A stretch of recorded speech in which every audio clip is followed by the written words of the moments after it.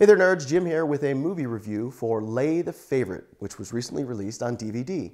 Starring Rebecca Hall, which you might know from The Prestige, The Town, or coming up, Iron Man 3, which is very cool. The other cast is even more impressive. You got Bruce Willis, Catherine Zeta-Jones, Vince Vaughn, Joshua Jackson. Really, really impressive. It takes place in Vegas, which is cool because that's where we are as far as Nerd Locker goes.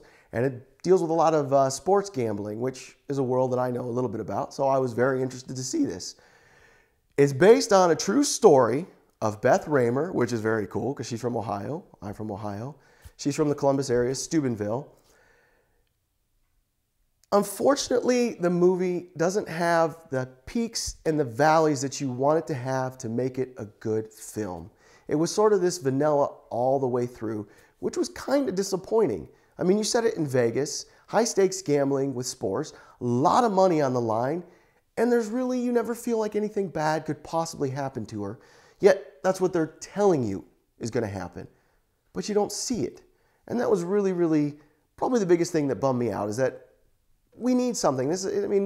When you watch a movie and they tell you, you don't want to see a film on the Village of the Happy Idiots because there's nothing going on that is of interest. This wasn't that bad, but it was sort of along those lines where we're not seeing anything that was super interesting, which was really disappointing because you have a great cast. The interaction between Bruce Willis and Catherine Zeta-Jones was really cool. They were married in the film, and you saw that Catherine Zeta-Jones put a lot of pressure on Bruce Willis because he hired a very attractive woman to work for him, which is Rebecca Hall. Okay, cool.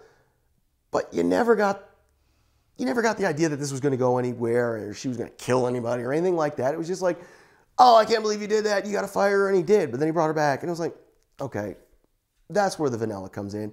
I really wish they would have pushed the envelope a little more, taken a little more risk. I really wasn't that thrilled with it, but it was still an enjoyable movie because there were topics that I enjoy, which is Las Vegas and sports gambling. So if you are into those things, I would recommend it. I'm going to give it 2.5 Nerd Skulls.